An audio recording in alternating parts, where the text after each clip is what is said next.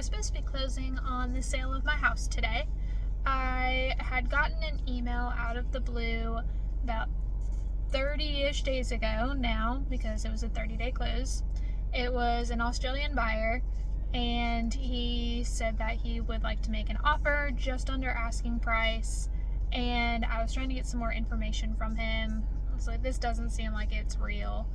And he reiterated that it would be a cash close. He would like to work with a lawyer, and we went back and forth for quite a while on the details. I wrote up the contract for him. He said that everything looked good, and it was supposed to be a 10-day due diligence period, and he would also like to send the earnest money within that 10-day period. So while I'm waiting on him to send over this earnest money, I wanted to kind of take a look to see if everything that he was telling me was accurate.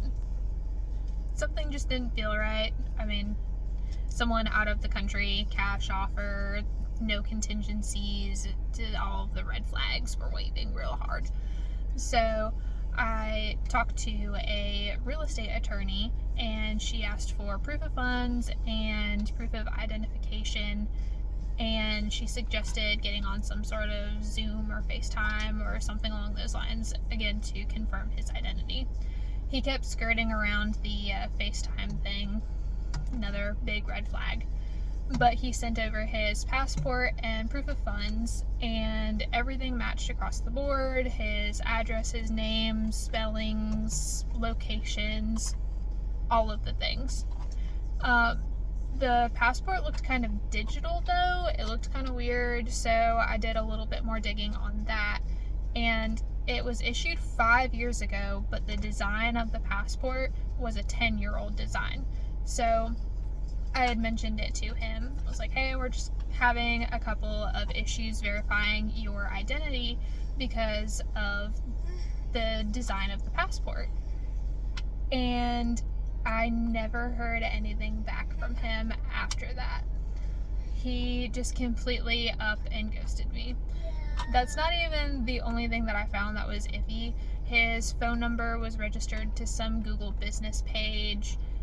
His address, I could not find any sort of ownership records or anything linking to him, and I couldn't find his name in any of the Australian public records or anything along those lines. So basically it looks like this guy doesn't exist. You'd think that would be the end of the story, and I thought it was too. Well, I sent him a termination notice after I didn't receive the earnest money from him. I was kind of like, alright, obviously you're not serious, this isn't real. So I sent him the termination, and the next day I got it signed from him. Why are you signing a termination notice after I've sent multiple emails asking if this was happening, if you had any questions, concerns, anything along those lines? Gave him a deadline, like, if I don't hear back from you or don't receive the earnest money by this day at this time, then the deal is done. Didn't hear a word back from him, but he signs my termination notice. That's just so weird. I don't know. The thing that kept me going back to maybe this is real is he really wanted to work with a lawyer. He wasn't wanting to send me the money directly. He wasn't asking me any sort of personal information. He didn't ask any sort of banking information. I don't know. For all I know, the guy was real, and he got cold feet and just decided to ghost or something. I don't know, but long story short, we're not closing on the house today, so it's still available if you're interested.